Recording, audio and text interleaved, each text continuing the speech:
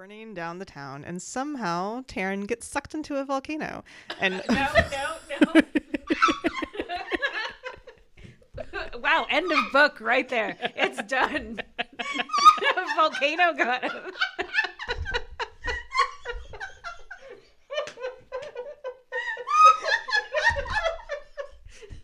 Taryn actually said, you know what, fuck this whole thing.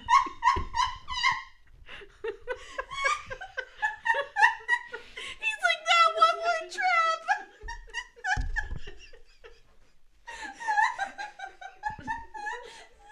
That was good.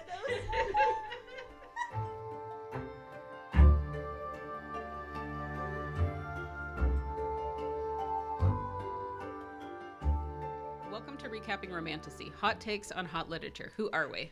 We are me, Emma. I am Tabitha. And I am Maura. Recapping Romantasy contains mature content from fairy smut to dragon rider torture to monster genitalia. Be sure to check the episode notes for content warnings and the links to our socials.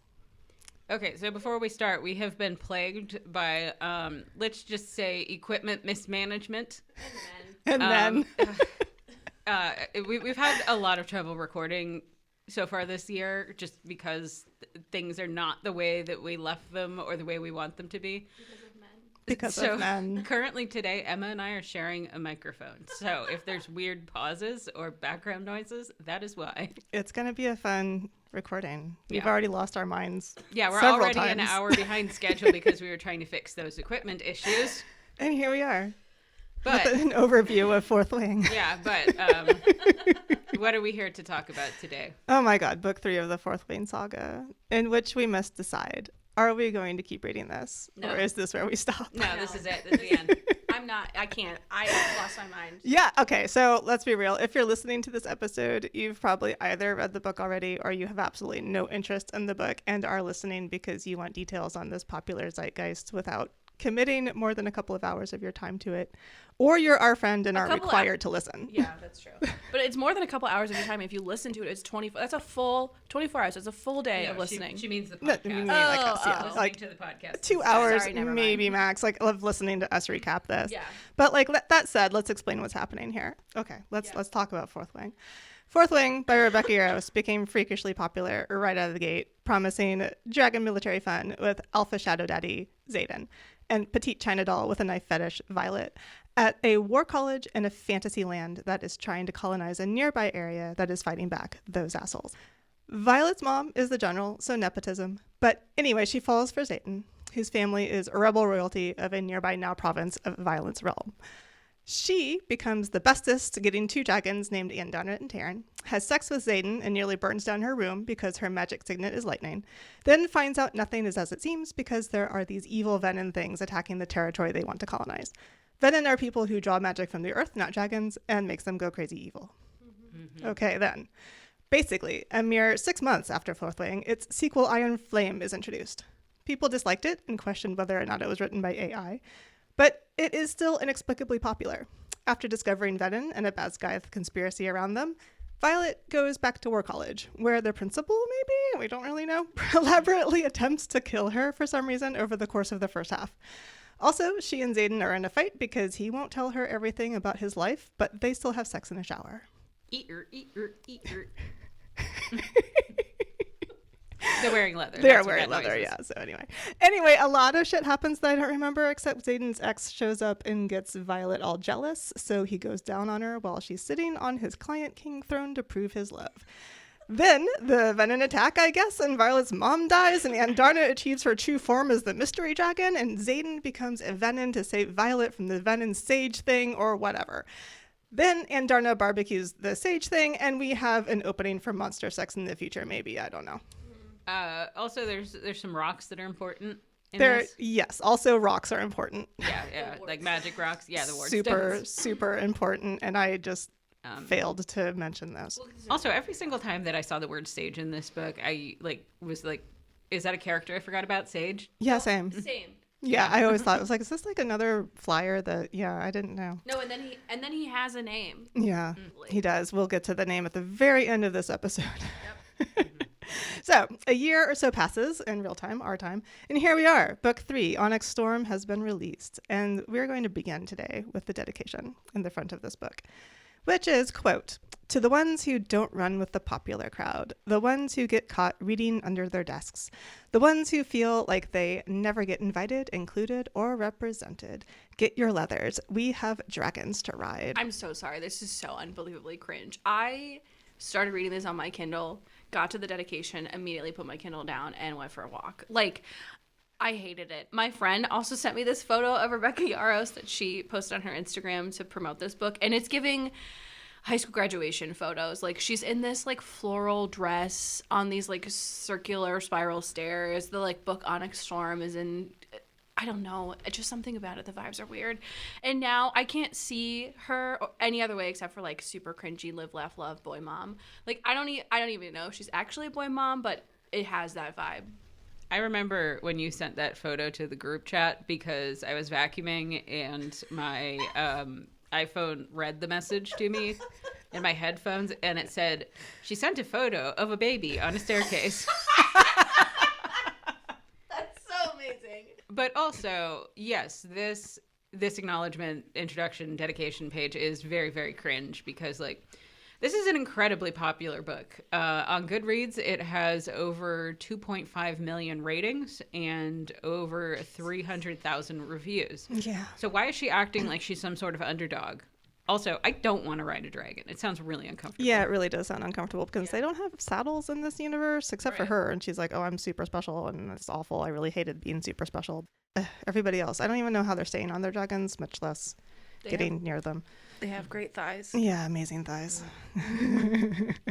So But I just like, I'm sorry. No, go ahead. This is so off topic. But like the logistics of riding a dragon, like you're basically riding a bus. So like, are you in like splits the whole time?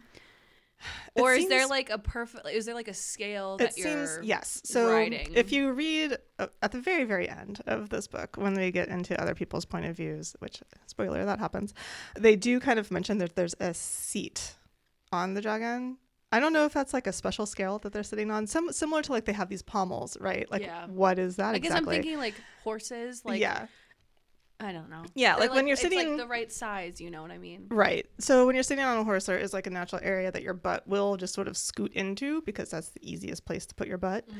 And I'm assuming that's how it is with dragons. Like maybe there's just one little scale that's perfect to sit on. We know that dragons are big enough that you have to essentially run up the side of them to get onto their back. Yes. Because that's a whole subplot with Sawyer in this because he got a fake leg. So they're definitely big enough that you gotta like scramble up them. Yeah, they're like small houses. Yeah. So there has to be some sort of like perch that they've got on their spine somewhere. That's all I can think. Man, I don't like it. It's not really well explained, but all right. So there is finally a helpful. The premise of the book, riding dragons. It's not not very well well explained. All right, there's finally a helpful guide as to who is who in this book, who has what dragon and what their powers are, because I can't be bothered to reread these books to figure it out. But there is an unhelpful lack of an expanded map to introduce us to the rest of the world that this book is pulling out of its little butt. According to Rebecca, this is because the publisher thought showing us these expanded like world island things would be a spoiler, which is yet another example, I believe, of how publishers be dumb most of the time. Yeah, that's really fucking stupid. Like, that is not a spoiler. It is not uncommon to see maps in fantasy books where there's like lands you haven't gotten to yet, because then you kind of look at them and you're like, ooh, what's that? Like, most of the shit that happened in Middle Earth, like you'll look elsewhere in your map and you're like, oh, I wonder what that is, and we never go there in the story. Precisely. It's just not planning. No. You're correct. And I'm sorry, if you have to put a guide at the beginning of your book, like the third book of your series, to help the reader keep track and remember who all these stupid characters are, then you have too many characters, or they're not written well enough for me to remember who they are. And I'm going to say 25% of my poor experience with this book was on me because I was listening to it while I was doing other things. But at the start of the book, I have like 12 highlights when I tried to read it on my Kindle, because I didn't remember any of like the tertiary characters. Like, these people were being talked about, and I'm like, who the fuck are these? Who is Aura? I've never heard of her before in my life. Because she was never there before. Oh my god, no!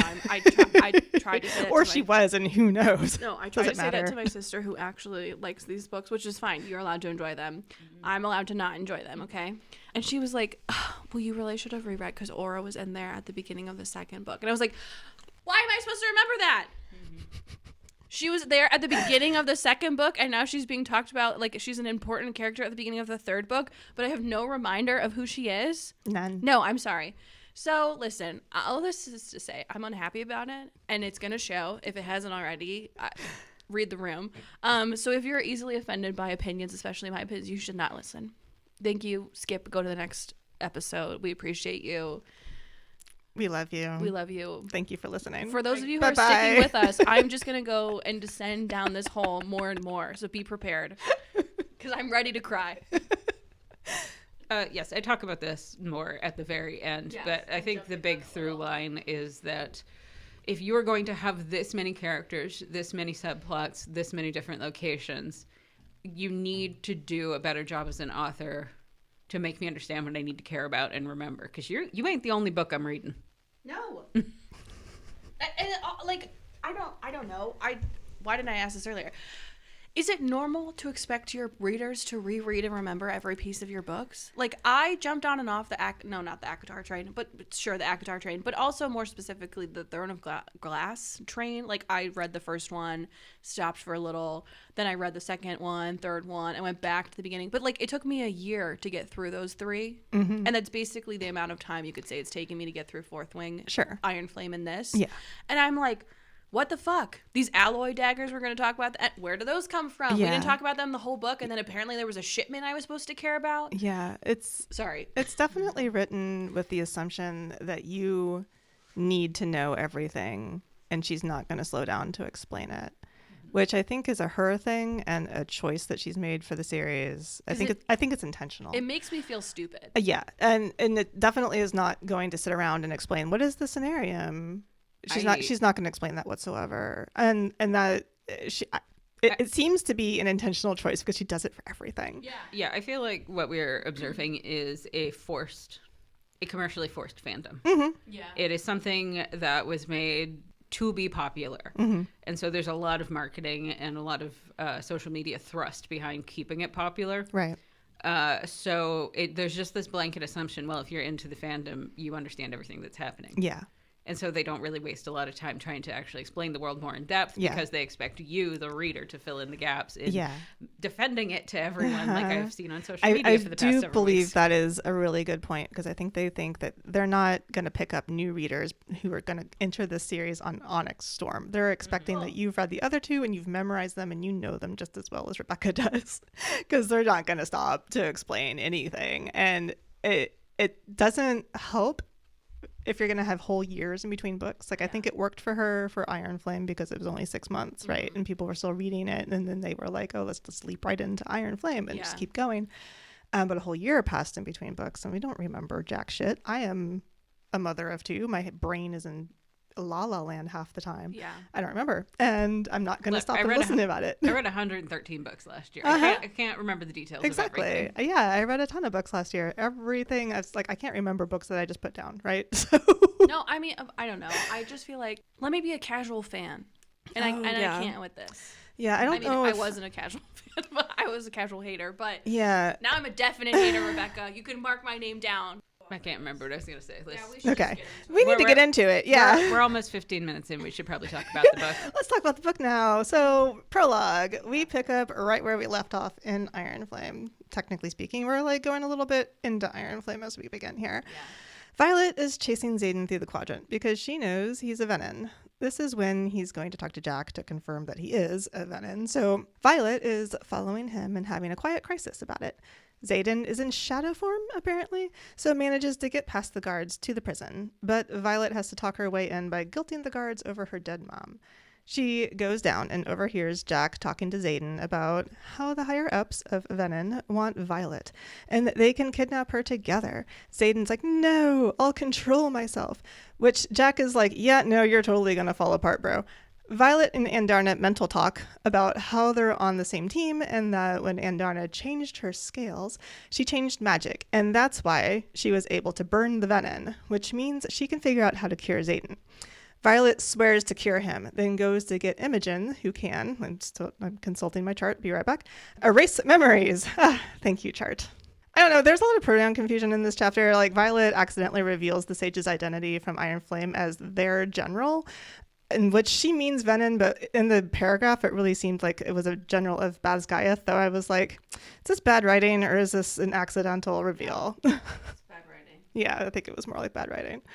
So we might have already mentioned this. My electrolytes are all messed up. I don't know what's going on. But just in case you don't remember from the last one, Venom they're the enemies. They're the magic users that pull magic directly from the ground, which is a no-no because then it makes you look gross, right? Really gross. You get like veins and your eyes turn red. And, yeah. But no worries. We find out later that once you achieve like pinnacle venom, you become normal again. Yes. Also, how does Violet jump to Andarna can alter magic so she can definitely cure Xaden?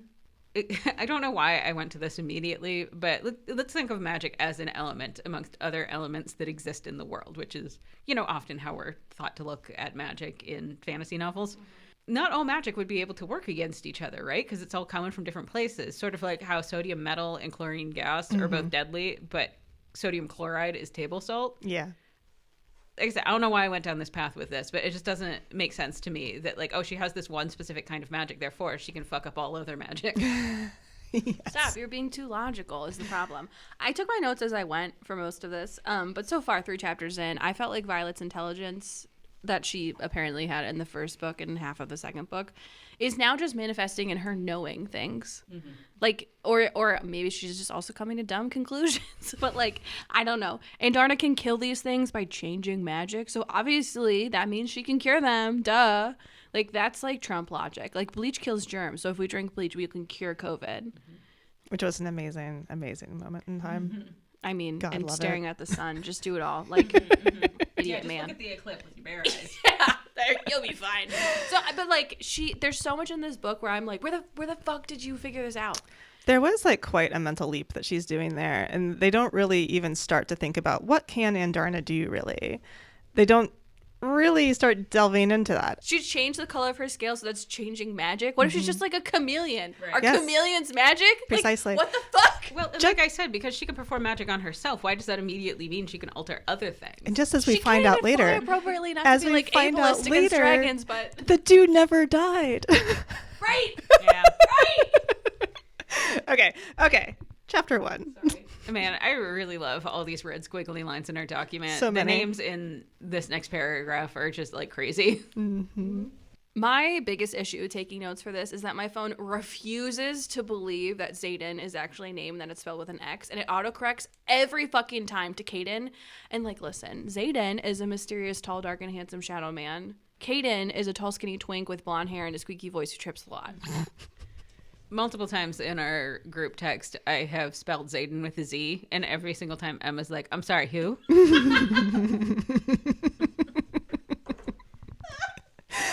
Okay, all right. Let's start. 2 weeks later, after all this happened in the prologue. Apparently, Pormiel and Navarre are squabbling over their truce, and Violet has been summoned to the Cenarium about it. If this is the first time you've heard of this, congratulations. This is the first time I have also heard of it. It's not important. I read the book and I still feel like I'm hearing it for the first time. I get into it later. Yeah. So, also, Eurasian and Navarian riders are squabbling as well. Violet and Taryn are patrolling for loose venom, and they haven't found any. At least today. They land while arguing about Xaden. Taryn wants to burn it all down, but won't because Violet thinks that she can cure Xaden. Violet is being sent to look for Andarna's kind, and she's making a list of leaders who can actually lead because she doesn't care about anything other than curing Xaden and therefore cannot lead. Like, they basically just survived a magical terrorist attack of sorts, and instead of everyone coming together to deal with these evil things that, like, they all thought were children's stories, they're fighting. Like, complaining about not graduating and, like, how to save one boy's life. Oh, okay, cool. These are good priorities, guys. Good job. Not to like radically change the tone of our conversation and bring it down, But I do remember what happened on 9/11, where we all just decided to get really Islamophobic all of a sudden. Yeah. Yes. So I think we do have a track record of that. We did, though, put up a lot of American flags. Yeah, but- that helped. But like, are the Venom in this story from whatever place they're being like racist against? Nobody knows where they're from, Well, is like the thing. my point is like I'm picturing like Navarre being like Republicans or some shit, and poor Meal or Horatia, whatever. I don't know what any of these places are. Horatia is in Tirandor. Who cares? Whatever Poor the other Miel is people a place. Bring it down, Sorry, Emma. Bring you're it down. supposed to be so nice. I'm trying to explain this to No, you. I'm sorry. I'm gonna calm down. Like I'm picturing this other place that we're trying to like ally with, like the Griffin Riders. I'm picturing them as like the Democrats. Like 9/11 happened, and everyone was like, "Do you know who was the real enemy? Muslims." So like, unfortunately, that is what happened. But like, I'm not trying to say the Venom are Muslims. I'm saying they're terrorists. But sorry, this one really. Wow. All right. You heard it from her. Muslims pull energy from the ground and are evil.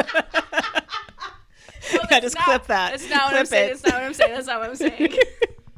All right. Saying they should have come together, but instead, whatever. Okay. No, they don't. They're not coming together. They can't do it. They have too Well, many they things should to have. bicker about.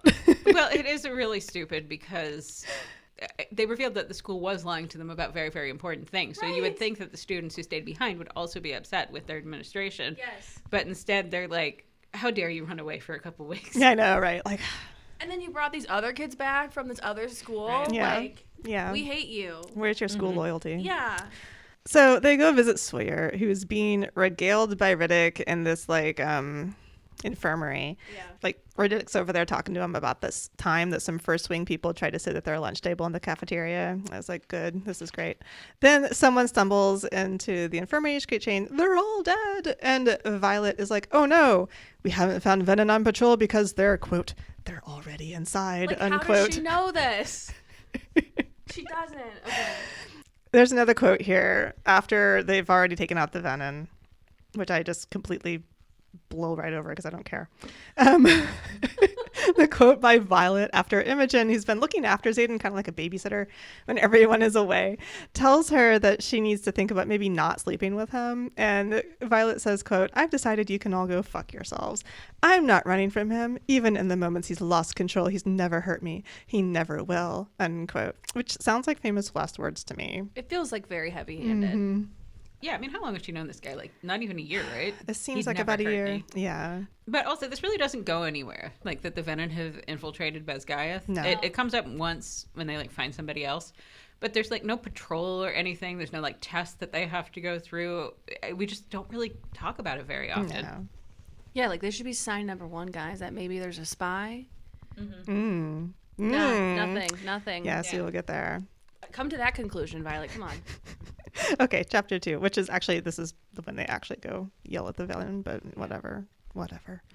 Okay, this is when Taryn chooses to shout, they're within the walls, proving himself to always be a day late and $1 short. Yeah, like, no shit. Violet and co run through Basgaia to find the Venom, who are trying to break out Jack from the dungeon. But they've sucked all the infirmary people dry, and Violet is almost the hero of the day, but Xaden shows up at the last minute to save her, all dramatic like with shadows, and asks why it's always her. I feel nothing about these deaths. Yeah, I don't think you're supposed to. There's a bunch of randoms. Well, I think we're supposed to be horrified that they've, Yeah. like, done damage, but So that gets cleared up pretty quickly. Xaden walks Violet to her next meeting an hour later in the Great Hall.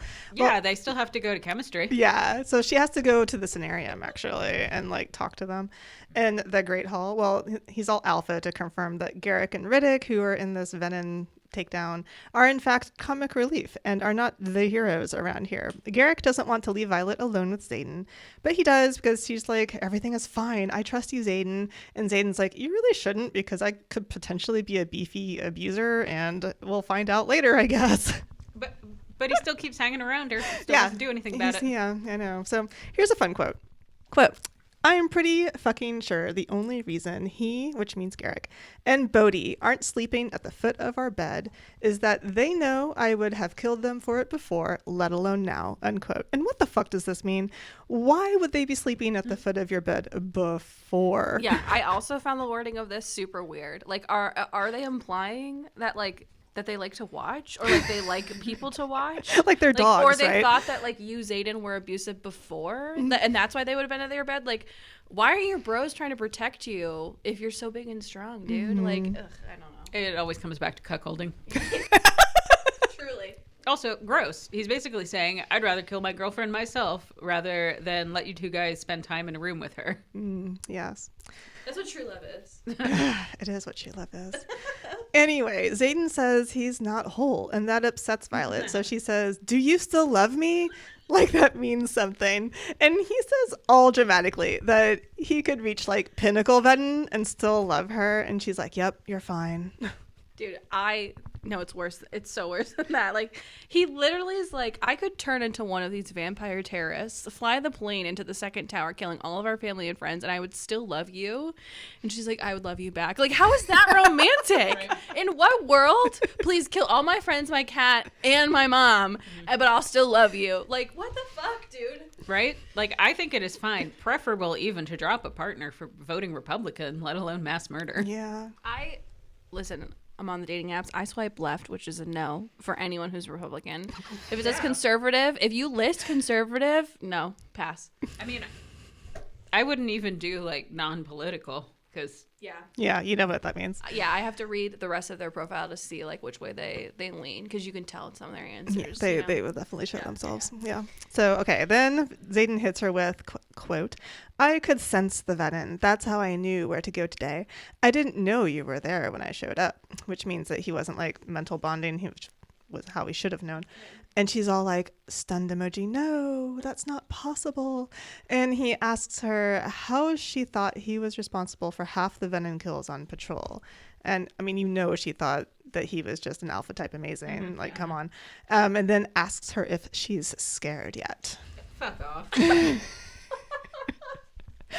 Okay, so Violet ain't scared of Xaden, no way. Which, I mean, she kind of sounds like she's Johnny in denial, but yeah, whatever. I think she's just dumb. Yeah, this whole book is her basically saying, I love you, Xaden. And Xaden's like, you shouldn't love me, but I love you too. He's like gun to her head. Bullet, like it's bullet loaded, whatever. I don't know what gun terminology. Yeah. And he's like, love me now still? And she's like, yeah. And then he pulls the trigger. She's dead. And he's like, love me now. And with her last dying breath, yes. Like, it's kind of like that's this book. So Violet walks into this scenario meeting of higher ups, trying to sort out this Pormiel truce, which is full of people wearing finery and rubies who were here in the same compound as the Venom when they were running amok an hour ago. So let that sink in for a bit. Kind of like, I guess, January 6th, just everybody's just having like a nice little meeting, and there's like, people trying to get in on the outside. And they're like, and then they're like, it's fine, everybody like fine. the gavel. We got to go back and like get everything done. Decorum. People have died, it's fine. Okay, so anyway, as usual, the people there are like, oh well, we don't care if dragons can eat us as snacks and their rules trump ours. We say Grady should lead this mission to find Andarna's folks. Ha ha ha ha. like this is my original complaint in this whole series, is that they're like, these dragons are so cool and powerful and they're so strong, but we're gonna make them bend to all of our rules, and we know and we say that they're the mostest and the bestest powerful people, well, they're not people, but ever, but we humans are going to not listen to them all the time, and it's fine always. I know that Rebecca Yarros has made comments about like the dragons are lying to them about something, and I'm like, I'm not going to work this out. I'm just not going to put in the effort. I don't think it's worth it. I'm going to be honest, anytime she pops up on my social media, I immediately swipe away from her. Yeah. Something about her energy is off. Okay, so they also say, maybe we'll let Xaden tag along too, since his dragon will have a town-destroying tantrum if he doesn't. But maybe we won't. Also, literally no one stops to question how the Venom got into Basgiath or how they were even capable of it, because they have a wardstone that is currently working, correct? Yeah. It seems like someone should be questioning this. It suggests tampering. It suggests that the Venom have someone on the inside. Hello? Stop, you're thinking too much. So next scene, Xaden touches Violet's clit a lot in bed and then gets super cold after she comes, since he just remembered that he's an evil Venin. Just like, oopsies, I can't do this anymore. I'm a Venin. I could kill you by touch. Then Violet notices the headboard of their bed that he was touching has like this mark on it, kind of like a hand, just barely though. She's like, it's almost there. It's not a big deal. I can barely see it. And Xaden apparently channeled power from the bed, I guess, which is how Venin get their power. And he's like, no. Yeah, bed frame life force. Yeah. Yeah. Also, major overuse of the word clit in this chapter. Yeah. Also, the way it was written is like, basically the only way he was going to come is if he could like suck the power out of her. Like, I'm not trying to kink shame, but this is like a weird take on breath play, Okay, so Violet is like, LOL, it's nothing at all. Don't worry about it. I'm not worried. You shouldn't be worried. I'm not panicking. And Xaden says he was able to stop himself now, but this is why he shouldn't be touching her. Yeah, no shit, fuckboy. Yeah, so then this chapter becomes like a mess of talking about stuff that is beyond me. The negotiations with Pormiel, I don't know, they seem important but needlessly complicated. Then everyone shows up outside their door to chatter about things that they also seem important but needlessly complicated. And then Mira shows up out of nowhere and is like, hey, remember the runes that we told you about for like 5 seconds last book? They're hitting pay dirt now, assholes. Then she has some neat disc thing with runes on it, and Violet's like, we can save the negotiations. Why are people always chattering outside their door while they're trying to have sex? I know! It happens all the time in this book. At least 3 or 4 times. They're just out in the hallway outside their door. Like, do they want to listen? Like, are the rest of their friends into it? Like, they do so much shit in front of their friends. I talk about it later on, too. Why are authors into this? Like, why do they keep writing this? This is not equal love to me. Like, this is, like, gross, like, lusty, like, performative shit. I don't know. But I came to the notes. I paused my book, came to the notes, and I was like, what's happening? What is anyone talking about in this chapter? Why is Mira and Violet explaining nothing? Like, I wanted to see if you guys figured it out. No one knows what they're talking about either. And I didn't think it would be this frustrating to read a book, but like, I feel stupid because I can't remember every single detail from the last book. And also, like, in this moment, feel completely out of the loop with our POV character, which is insane because it's in first person, which is like, me basically putting myself into this character. So like, I'm like gaslighting myself right now into like why I'm not understanding. Like, Violet seems to know what all this is for, but I don't. We're literally in her thoughts. I feel left out of the secret, and the FOMO is too much.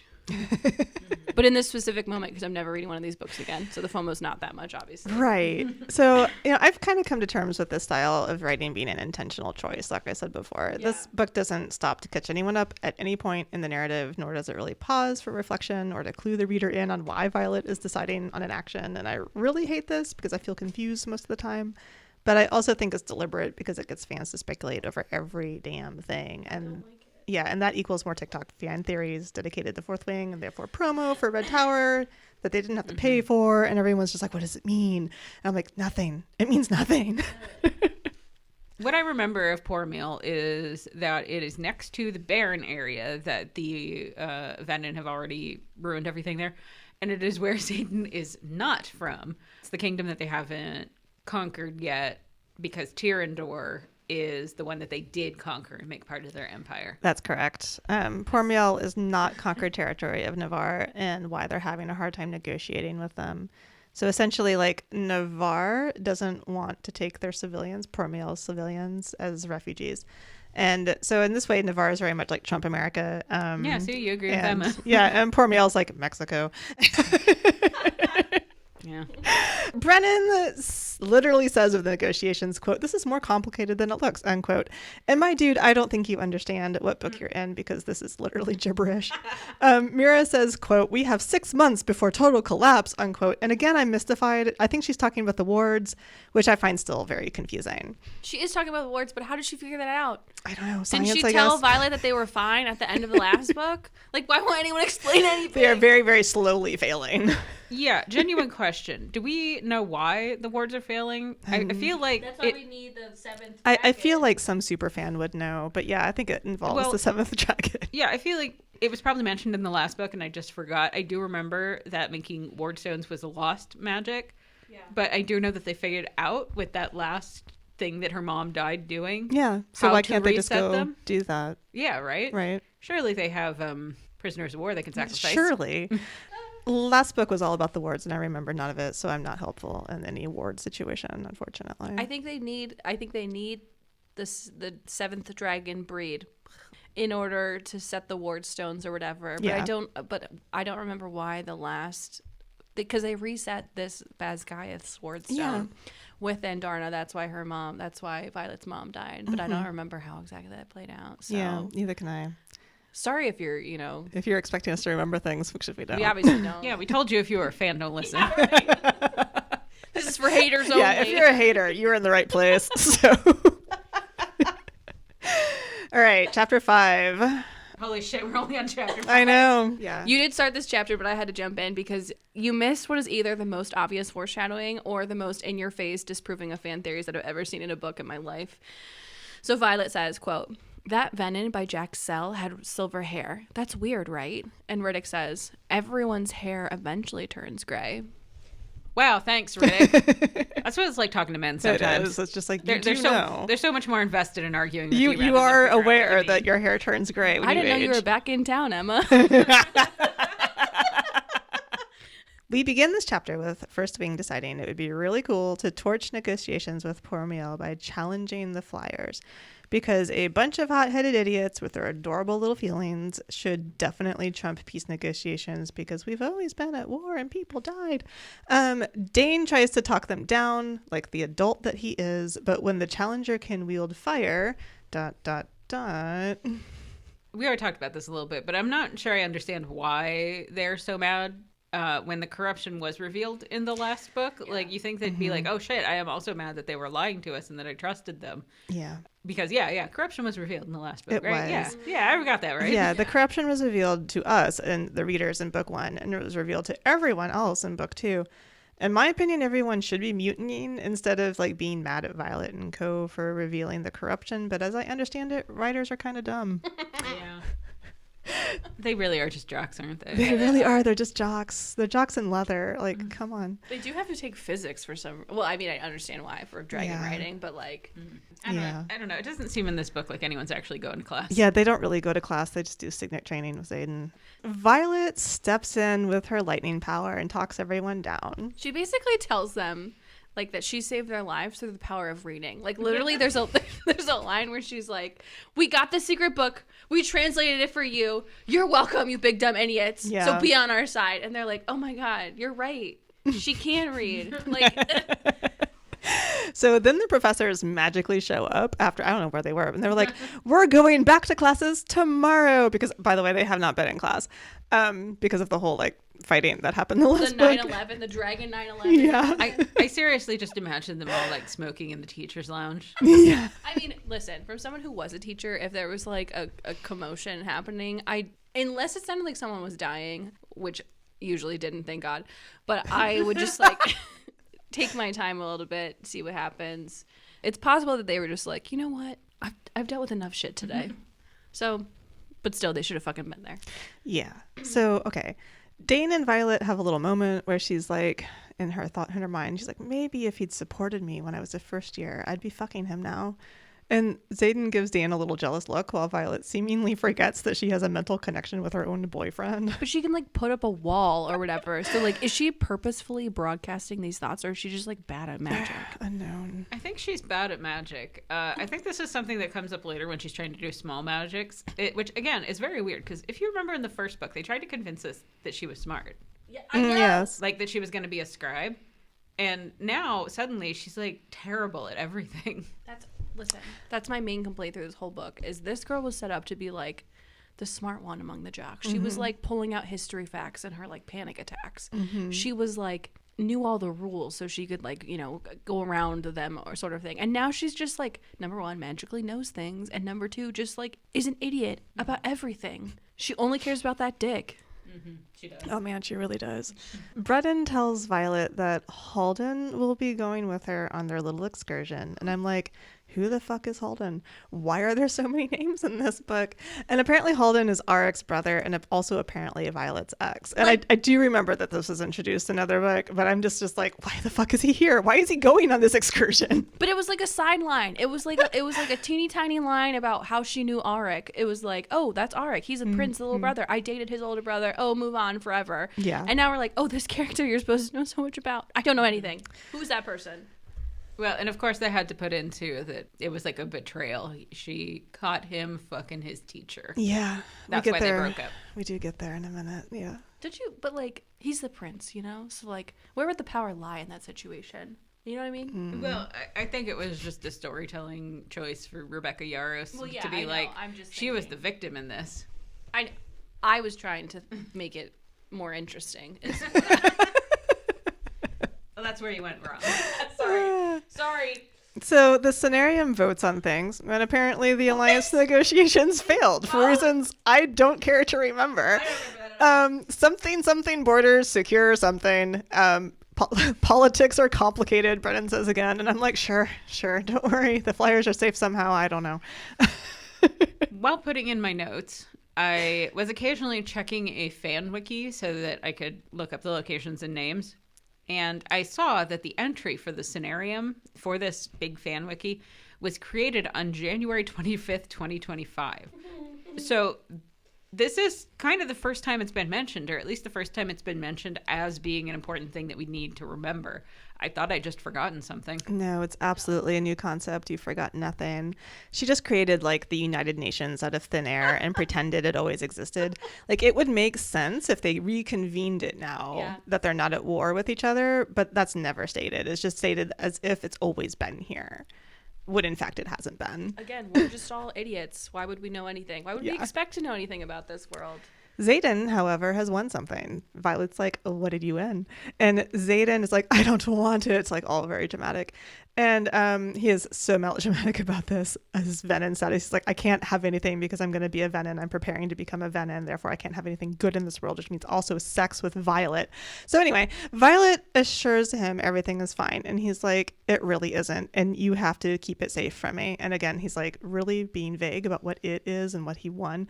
So Zayden's got to go, not sure where, and still hasn't told her what the king gave him. So she's like, wait, what am I agreeing to? Like, and he finally says, because melodrama is most important, that he got his throne back, got his title back, and got his seat in the Scenarium back. Violet is like, holy shit, I have to save the alliance tonight. People are counting on Zayden. You know what I don't like in a man is having to pry out important information. That was rough. Hearing you recap it sucked so bad. Also, I hate that we're just like jumping back into the action right away. Yeah. Like I want to breathe. I feel like so much is happening here and I understand nothing. And again, like a third of that is on me. And but like it makes me want to die. The pacing of this book right now feels really weird. Like it feels like, boom, this is happening. Okay, here's like a really important piece of information, but we're not actually going to take any time to explain it, any time for you to like breathe and take it in and understand how it's important or how it's affecting everyone because more people are dying. Okay, well, get ready for chapter 7 because Violet recruits a few people, I have forgotten their names, to grab Sawyer so they can use his metal powers to warp the ward stone so the Flyers can wield their power inside its protection and therefore the alliance will work somehow. I don't know. This is apparently committing treason. I think because it's helping the people from Poramel who they are technically at war with, but they are also part of the Scenarium, so they're in some kind of agreement. Also, is there metal in the ward stones? I don't know. I guess. My voice is just going to get higher as I ask more questions. Iron, apparently. I think there was iron in it. Oh, okay. Let it be known that I had no idea what they were up to and why until after they had done it in this chapter. Didn't tell us. Yeah, because when someone literally says, the only way that I figured it out was somebody literally says, now that they've done this thing, the Flyers can stay and wield within the wards. Someone literally says that after they've done it. So like no one bothered to say jack shit before. And this method of writing is maddening to me. Like they're just running around doing this thing with the war. I'm like, why are we doing this? And then like, oh, now we've done it. Therefore we can tell you why we've done it. Yeah, me too. At this point, I was like, what a little jaunt we're on right now. And then I realized when they announced that I had no idea what was actually happening. I was just like, fun, adventure time. I still don't get why it's treason, and I don't know what they did, and I don't know why they did it, and I don't know why it was illegal. Because they touched a wardstone, they touched a rock. I don't know. It just feels stupid. Like, listen, I don't like it when people explain like tell don't show, but you're not showing me anything. Yeah. And then at the end, you're like, oh yeah, sorry, I gave you a little peek behind that curtain you weren't supposed to see. So let me tell you exactly what's happening. Mm-hmm. I don't know, maybe this is kind of a deep cut. Maura, you might get it. This sort of reminds me of learning Latin and how they always put the verb at the end of the sentence. So you read the entire sentence and you have no fucking idea what they're talking about until you get to the verb. And then you're like, let me go back. Yes. Latin is very tricky in that way. It's Japanese is like that too. Yeah, it's subject, object, verbs. So it's you're like, what are we doing? Okay, this is the main person. This is what they're doing. This is the object that they're doing it to. Mm-hmm. This is what they're doing. And you're like, yeah, and I feel like that's kind of what she's doing from a first person perspective in this, is like you're in this action sequence and you're like, I have no fucking idea what's happening, and then you find out at the end that actually Violet knew this stuff all along. And you're like, well, I would have liked to have known. That's how the whole book is. She knows things after they've already happened. yes, or it feels insane because we're her. Mm-hmm. Yes, it's all in first person. And like, I don't like. Is it to up the stakes? The stakes are upped, guys. People are dying left, right, and center. People I don't know or care about. But like, why are we making this more intense? Like every time I would listen to the narrator, and she was like, and I was like, oh, okay, so we're in action, and I can only tell because you're talking faster right now. Yeah. Oh yeah, that's another side note, is the narrator for this book is actually really bad. No offense to that woman, but number one, they really needed a full cast. Yeah. She's not very good at like doing different voices or doing like action. Her way of seeming to do action sequences are just to be more frantic. Yeah. Yeah. She does a lot of like almost yelling. I felt stressed. Yeah. Okay, so they go to battle briefing and learn that everyone is back at the table to negotiate because of the thing that happened with the wardstone, which, okay, whatever. There's some wing leader shakeup that they could have cut completely because it didn't matter. And then Dain's dad bursts in to charge Violet with treason. Colonel Atos is a total asshole about this treason charge and hauls Violet in front of the scenarium, which has Xaden on it for all of like 2 minutes.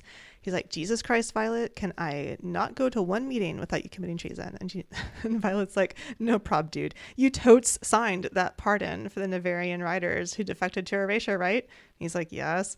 She's like, ha, I modified the wardstone last night and you signed the pardon this morning, so you can't arrest me for treason because you already pardoned me. Suck it. Like this logic is insane. Would this stand in a normal court of law? I don't think so. Think it would. Like this feels very much like whoever smelt it dealt it type shit. Like I used to do this with my siblings, where if like we were all playing with something, whoever touched the toy last had to put it away. That's exactly how it feels. Yeah. Like Yeah. oh ho ho. Yeah. Well, technically, you already wrote your name down after I shit on this paper. So Yeah, it's like, now you have to take the shit paper. Was it a blanket pardon or was it a specific pardon for this one thing that you did? Like, you're not pardoned all the way up until now. That's not how this works. Also, this is a monarchy. They can do whatever the fuck they want. Indeed. A monarchy that votes. Yeah, right.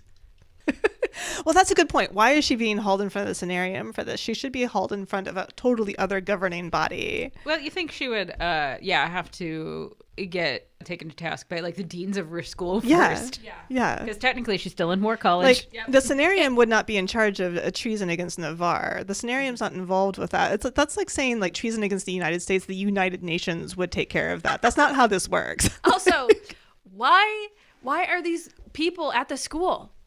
They don't have a government building to be also at? A good question. Do they have a judicial system? Like, Rebecca, did you build this world or are you pulling it out of your fucking ass? Yeah, they call Basgiath a war college, but because I was also thinking about this, they call it a war college, but like everything else seems to be there too. Right. Like the infantry's also there, who we never see in this one at all. No. So and now like the royalty is meeting here. It's very bizarre. It is a bizarre choice. So anyway, everyone's like, well, shit. Then Queen Maura, since when have they had a queen? I don't even know who she is, strolls in, like, and then she starts acting like everyone knows who I am, right? I'm like, no, who are you? And so then she says something about a library and how Violet can use hers because it's the bestest library, even though it doesn't have the books on defeating the venom that Violet's been looking for. And Violet's like, no matter, Justinia will find them. Which, so many questions. Well, I was going to say, first off, if there's a queen and she has her own library, one would assume that there's a palace. Why are these monarchs not there? Yeah. I think I genuinely thought in the previous books that the monarchy was more just representational rather than had actual power, you know, sort of like the British royalty currently. Yeah. I did not realize that, like, I guess I thought that the people who ruled the country collectively were the people who were at the war college, you know, like her mom and stuff like that, the generals. Yeah, like because it was like they'd been at war so long. It was a that that military was- run country. Yeah, that's what I thought. And now to find out that like the royalty actually holds the power is very They're the ones who are out there doing all the negotiation with the other territories. Yeah, and then that little wiener has to come with them on their little trip. Yeah, right. And then later he does Halden does threaten to go to war with Tyrrendor. Right, yeah. So he's the one that's calling all the shots. The monarchy is calling the shots. Right. Yeah, I that was not a vibe I got from the other books at all. No. So anyway, Violet runs out of the scenarium, and Colonel Atos runs after her to yell that she'll face consequences, lady. They yell about who's lost, and Atos says, I'm General of Bethgaiath, so ha ha. Violet reminds him that he can't afford to lose her or Xaden, so ha ha. Atos says, well, I'll just make your friends pay when you're being a bitch. And he sends her squad to the front. And I mean, who knew there was a front? But anyway, these people are fucking children. Yeah, do they make those trenches big enough for the dragons? So listening to the audiobook, again, not to rag on this narrator even more, but Colonel Atos's voice in this is so comically evil. It's just like this, like he's twirling a mustache the whole time. He is, yeah. He's very one note. Yeah, I'm not a fan of this narrator either. And also, like, why is everyone in this book 12? Like, they all act like they're 12. Even the adults act like they're 12. And they're not even like high school age, they're like college age. Yes. And I had this argument with my sister, and she was like, well, Violet's like 20, 22, so blah, blah, blah. I'm like, okay, still. I don't remember being this much of like a bitch baby when I was 20, 22. Yeah. But you think like the adults would at least have some logic? Like every character in here is so unbelievably dramatic that I can't handle it. Yeah, all the adults are at least in their late 40s, early 50s or older. But and they're all, they like- act like they are literally 12. Like to run after like Yeah. your student to be like, haha, I will punish you. Yeah, right. I'm going to send you off to your fucking death. Yeah, I'm going to do this. I'm going to yell at you in front of all these people. Right. And that's definitely a professional. I don't know. Maybe this is the military, what it's actually like, but Yeah. all right, I'm Yeah. gotta stick to my notes. So they are now in Samara 22 hours later. The commander there is like, well, this is some bullshit. He tells them to get some rest and help out wherever they want. He is not sending cadets into battle. Literally the only logical adult in this whole book. Yeah. Violet takes them to Xaden's old warded room because I guess we've been here before. Not that I remember. And she has a weird dream. I was so annoyed about this dream because, like, as we talked about earlier, I was listening to this, and at the point, the woman who was narrating this was so panicked and so stressed because, like, it's an action sequence and that's how she deals with all of them. But also, like, I was stressed. I was just cleaning my bathroom and I was like heart pumping, like I was like, I just ran a mile. Like, I was stressed. Can I just please catch a fucking break in this book? And it's literally just, the dream is literally just her in a room with Kat, and Kat's like, and there's a fire, and talking, we need to get some book, right, or some picture. And there's a picture. She's like, oh, I got to get a picture of my dead family or whatever. And she was like, I had to. Oh my God. And I'm like, please just let a bitch breathe. Like, God. So later we learn that some Promish town isn't getting evacuated, so they decide to do it.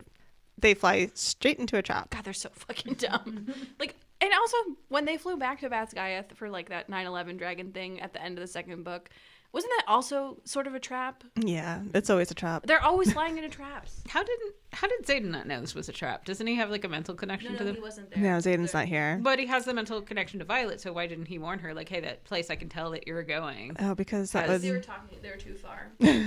Was this explained at all? No, I'm making these statements now.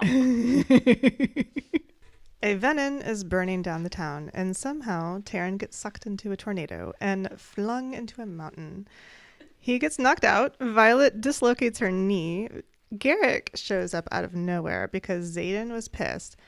And Violet's like, how did you get here so fast? Then a silver-haired venom appears, has the power of lightning, and asks Violet who chose her first, Taryn or the Irid.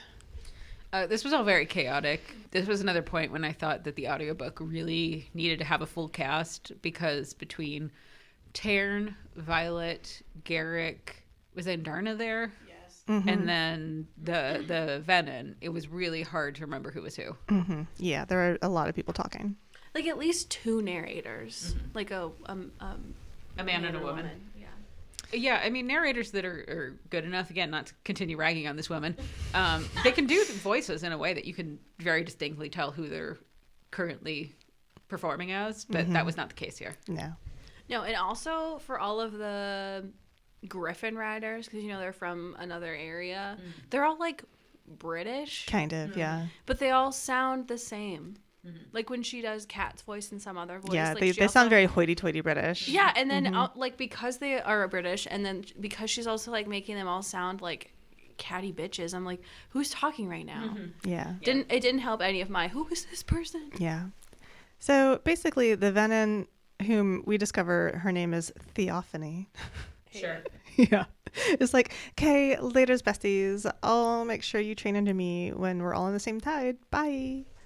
Yeah, I'm not a fan of much in this book, but I'm like not a fan of this interaction and how this will probably go for the rest of the books that I'm not going to read. So yeah, this interaction between her and Theophany is really like the overarching thing that brings the whole book together. So she's really important, unfortunately. I don't care about her. So. Violet asks Garrick if he has a second signet, which is distance wielding, which is not super clear. Apparently he can just bop in and out of places just doing that thing. And Bamfing. Yeah, bamfing. And then they all go back to Basgiath because what are orders? Atos is mad, continues to act like a child, and says, I'm moving into your mom's office. It's so nice. And Violet gets healed. Then Xaden throws everyone out and kisses her. Seriously, Atos is so comically evil now. Like, why does he have beef with this 20-year-old? Unknown. Like, we need a new Varish for Violet to rage against, I guess. I don't remember his characterization from book 1, so I don't have a point of comparison. But I am not feeling the insane levels of immaturity coming from this man. It's because Violet's not fucking his son. Well, you know what? I think it's mainly because he got kicked out after book 1. Right. After that whole thing, they were like, no, we can't have you here. Oh, I don't know. Maybe you just like pulled a war crime. Yeah. Maybe that's why. Probably. But they cannot have sex because reasons. And Violet insists that she'll take what he can give, etc. Yeah. Then she tells him the Venin have signets. Which, like, actually makes sense. Like, I feel like they should have assumed this. I mean, she's assuming so much. Why hasn't she assumed anything before? To me, Venin are like the shadow/dark version of dragon riders. They're even like referred to it later on. They ride zombie dragons basically, and then they just suck magic out of the earth as a sort of power instead of getting it from their dragons. Like, wouldn't it make sense that they also use magic in a similar way, like besides just to like eat? Like, vampires drink blood, but they usually have other powers too. They're not just like, we just don't eat meat. We just drink blood, you know? It's not like a weird like food choice. You're not like vegans, you know? Yeah, to go back to my really bad comparison to the hard sciences, you would think, like, if two different scientists do the same experiment with the same materials, it's probably going to have the same results. Like, that's how the scientific method works. Yeah. So, yeah, maybe that's just the way magic works, is you have one power that works, you just vibe with better, you can do easier. Like, I don't see why that's, like, a shock. No. Xaden goes off to fight and sends Violet a coded letter, basically saying that he slipped and channeled. She goes to interrogate Jack to get some answers on Venin, and I guess the most important thing that we learn is that mavens, who are like the high up Venin, look like normal people.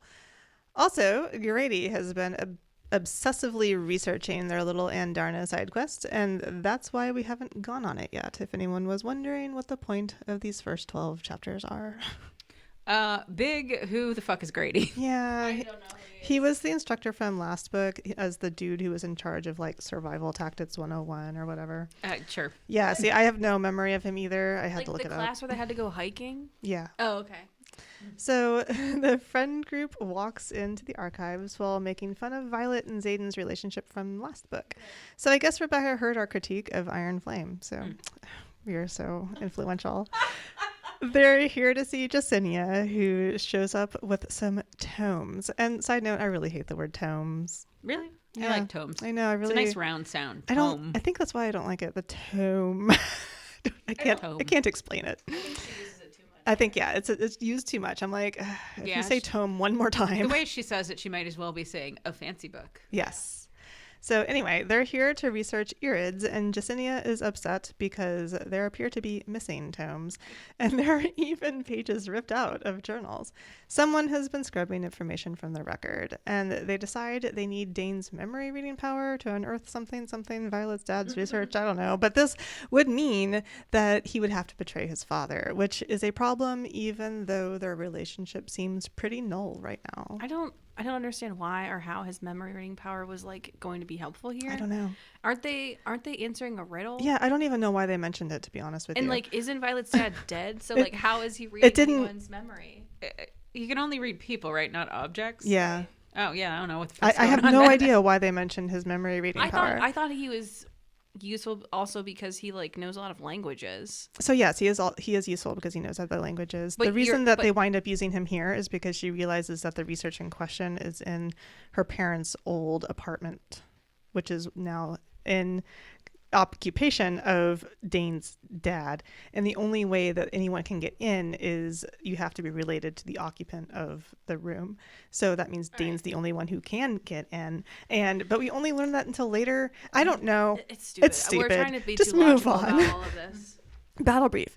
So they're like, we know you're annoyed at not having answers about the venom. And so then the instructors are like pulling out an Oprah move, and they say, reach under your seats for a special surprise. And the surprise is literally a book on how to defeat the venom. They say nothing, and this book is new to the Flyers. So I don't know why they didn't just like have the Flyers tell anybody the information that's in the book, but I don't know. Don't worry, there will be a test for the writers later on this information. When I was a teacher, I never did shit like this, okay? Like, why am I wasting precious planning time to tape papers under people's chairs? Yeah. And then also, if it's like a surprise, I have to do it in between class. So then I'm closing the door while, like, you know, you have 5 to 10 minutes in between class and, like, taping shit on. And then I'm, like, sweaty, and they're like, oh, what were you doing in there? I'm like, don't worry about it. Like, they're going to know some shit's up. Like, Maybe they had one of the maintenance staff put him there. Yeah. Or first year or no something. fucking way maintenance would do that. They'd be like, if there's not vomit, I'm out. So they're told the venom have signets, so death is no longer an acceptable outcome to training. So they That's the need, line. they need everyone to survive training to fight. So Xaden shows up to help train them signet to signet, but oh no, he's a professor, so now he can't have sex with Violet. That would be against the codex. So the way that this is announced is he does this thing that these Romantasy boys always do that drives me nuts, which is rather than just walk into a room, they lurk in the doorway and they like lean on the door frame with crossed arms and then wait until they can make some sort of know-it-all bullshit comment and then make everyone turn and gasp to see them, you know, because they're just so cool, and announcing yourself like a professional is lame. Yeah, of course, it always is. Like, what teacher does that? Nobody. No one has ever done that. So Violet isn't happy about this Xaden development, and who wouldn't be? He did this without telling her and sprung it on her after the fact in public. That's shitty. Agreed. Yeah, but she needs to talk to Dain. She needs him to break into her parents' old quarters to find her father's research. The quarters are warded, and only people of the occupant's bloodline can enter, which I said just earlier. Yeah. Then she and Xaden get into a fight about whether or not they need to follow the codex and break up. Xaden says they can get an exemption after saying he doesn't care about the codex. So guess he does care? Atos shows up to say, don't bother to ask for an exemption. It's denied. Dain's dad does not want them to fuck the weirdo. I thought these people were supposed to be smart and like in love and I don't know, could like talk to each other through their brain bonds or whatever. There's literally no reason except for like to up the drama that Xaden couldn't have told Violet what he was doing. Like, but instead he had to basically like break up with her publicly because she like discovers it while it's happening. Like, why does it need to be like this? Because this book isn't like dramatic enough, because the relationship doesn't have enough tension already. He was like literally about to suck her life out of her while they were fucking 3 chapters ago, so they decided they can't bone anymore, but now they needed like a legal reason to stop them because like, I don't know, death wasn't enough. Like, what the fuck is the point of any of this? Like, the scenario people are already at the school. He's still at the school. Yeah, like she has committed treason several times recently. Like, I don't know why this is a bridge too far to have sex with one of your teachers. Right. So Violet and Xaden decide to just sneak around. So why did we read all that? Dain agrees to steal Violet's dad's research, and Dain, you're the real hero. I see you, Dain. Like, he was a dick at the first book, because like mostly when he betrayed her, he was trying to like kind of save her life when he was like, I don't know, are you strong enough for this, girl? I don't know, I get it. Yeah, I get it. But like, at least all of his actions have been logical and like mostly mature. You know, if your dad, who's like, I don't know, the sub general, whatever the fucking levels are of military, The sub general. the vice general, What is the sub general? General Junior. if he's like, you need to read that person's memory because of blah blah blah blah blah, like, you'd be like, yes sir, also that's my dad. Like, I don't know. I'm Team Dame is what I'm saying. We are finally having a meeting about the main plot, finding Andarna's family. We are choosing new people for the squad. So that means more names I will not remember. They literally introduce everyone and I forgot them immediately. Same. So Grady decides that he wants to fly north, but Violet, for whatever intuition, wants to fly south for random reasons I don't remember or probably ever knew. I still don't remember who Grady is. Yeah, so Grady... No, don't explain it. Just move on. Okay, everyone is spying on Xaden and Violet to make it impossible for them to sneak off to make out, which is absolutely insane. Chapter 15, we're sparring. Violet is getting hot and bothered by Xaden's sparring gear. Basically, the whole chapter is so we can ooh and ah over Xaden being so alpha and hot and amazing, and it is so fucking annoying, I want to gouge my own eyes out, honestly. He tortures some people and says afterward that everyone basically sucks because they aren't him. And his job is to give them his edge. But don't worry, none of them will ever be able to take him down. Only Violet can do that. Imagine being in class with these two. Yeah, it must be This is- just awful. This might be kind of a niche reference. I don't know how widespread this phenomenon is, but did y'all ever, like when you were young, going to amusement parks, end up in a long line with a couple of teenagers grinding on each other? Yeah. Yeah, that's Sorry. what this is like. Is this going to be okay? No. Have you ever, this is so stupid. Have you ever seen that one Vine where there's these two kids in like Panera, like all huddled up on a table, and the guy recording them is like, is this allowed? That's how I feel. That's how I feel watching these two in this book all the time. Yeah, and Violet's like, stop it. Yeah. It's literally how I feel. Ew. Okay, so Violet steps onto the mat after having multiple metaphorical orgasms over how hot Xaden is in his sparring gear. They spar or something, but really it's an excuse to make out in front of people. Don't worry, the shadows are giving them some privacy, but it's still super gross because, listen, I was driving during this and listening to it, and the look on my face was probably super pained at the entire time. I literally said ew out loud as I was parking at the grocery store. I do not remember them doing this, and thank God, because it's fucking gross. Like, stop making out in front of people behind your magic. Like, shadows don't even seem like they're fully opaque or something. So, like, I'm sure people can see. Like, please have some respect for your friends. Why are characters so in love with, like, having to bone in front of other people? He was putting his hand on her pants. Like, recent Farrah did this too. It's not hot. Stop it. Stop having sex about people while you're flying. Stop kicking people out of your house so you can have sex and make them stand out in the cold. Stop doing it. Stop having sex in your leather in the shower. Just have sex in your bedroom at night under the covers. Just please. PSA from Emma. Yeah, no, it's, putting up a bunch of shadows to make out in front of your friends is kind of the equivalent of throwing a blanket over your lap to give someone a hand job. Like, they know what you're doing. Oh, God. Okay, so anyway, Xaden is like, you're the only one capable of killing me, Violet, and I don't know. It's a fucking weird thing to It say. is, and I don't know why everyone thinks this sort of one-dimensional huge ego thing is hot. It is absolutely insufferable to me. Anyway, they go to the pub to drink lemonade, which will never stop being funny to me.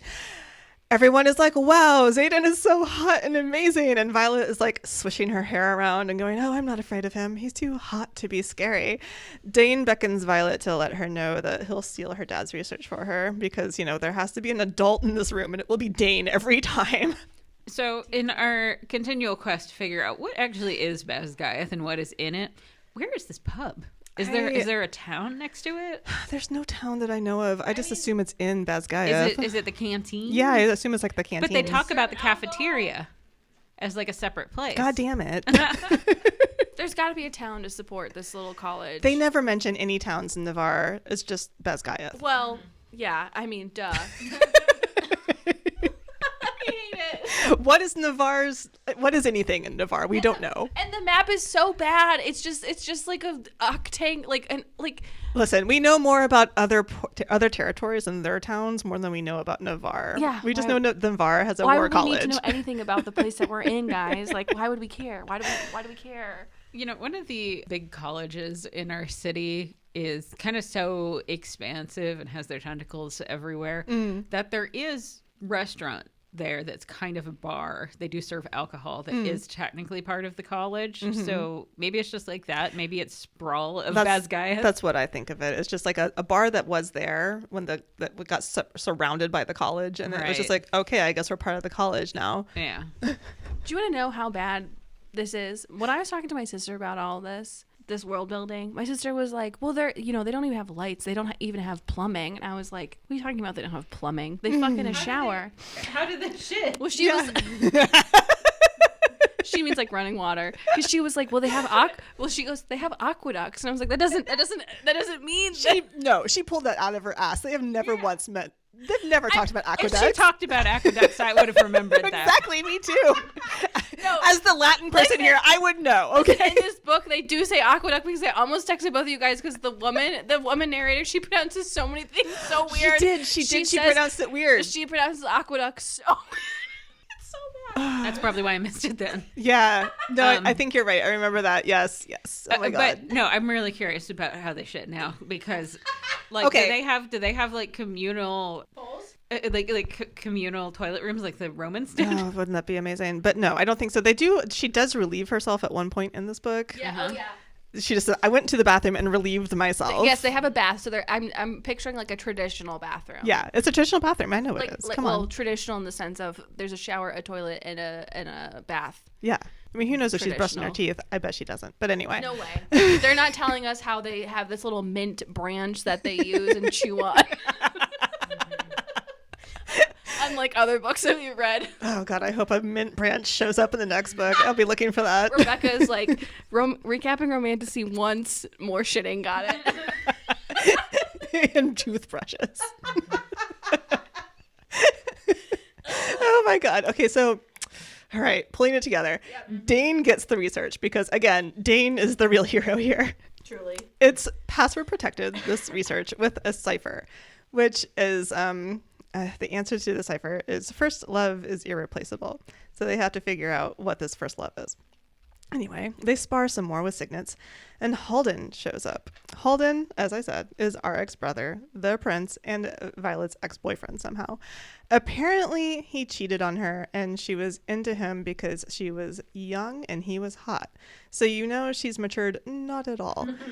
He gives her a missive from Viscount Takaris, who says King Cortland of Deverelli has agreed to one meeting so long as she can find this thing called the Emelian citrine, which is in some place called Anka. The citrine is a lesser magic amplifier. In real life, citrine is a piss yellow stone. So then Xaden shadow punches Halden into a wall. God, just like men are men. Yeah, I know. Xaden is like, oops, sorry, but in an alpha way. Violet decides that Aimseer is the password to her dad's research. I don't know what the fuck that is. I had to look it up. It's her mom's dragon. I didn't know. No, I didn't either. Listening to them figure out what the answer was to this riddle was insane. Like, why the fuck would her dad's journal password talk about his wife's first love? Like, was this also a marriage of convenience that we'll find out later in the book something else was? At one point they were talking about Mira's and like Violet's first boyfriend as the answer. Like, I know how we got to the conclusion of the dragon being the answer, but also like, how the fuck did they get here? Because that's insane. Like, if my diary, the like code to get in was like your pet's name, my first love, why would you think that it was like my boyfriend's first love? Like, what the anyway, I'm sorry. Yeah, no, mine would literally be my cat's name. Yeah, same. Yeah. So her dad's research includes a letter sending her on yet another side quest to defeat those you've only learned about through lore, which is a weird way to put venom, but okay. Just say it. Like, why do we need to write in code when the whole book was password protected and rigged to be destroyed if someone broke into it? Yeah. Like, we don't need an encryption on top of an encryption, y'all. Yeah. That's stupid. Yeah. So after this, God, the worst thing happens. Yeah, I know. So Violet looks up from this letter, and Zayton is just lurking in the doorway again. And he's like, did you love him? And oh my God, this is where I went from annoyed to hate. Like, this dude needs to get the fuck together. Who cares if she loves someone else before she knew him? Who the fuck cares? I hate him. I hate him so fucking much. Is this the part where she says, what, are you jealous? And Yes. he says, of course I'm jealous. Yes. And that's supposed to be romantic. I Yes. hate that. I hate that. To me, jealousy is always an unattractive trait. It is. It's just the worst, because there's nothing you can even. It makes me so uncomfortable when people get jealous of other people around me. And it's just like, why are you like this? I'm not going to fix this for you. Just get the fuck over it. Grow up. Yeah. Yeah. I think it was this part, and also I agree. I'm starting to feel like at this point of the book about Violet and Zayn in the same way I felt about Rhys and Feyre towards the end of Akafas. Yeah. They're yeah. bad people. Yeah, they're bad people. Like, yes,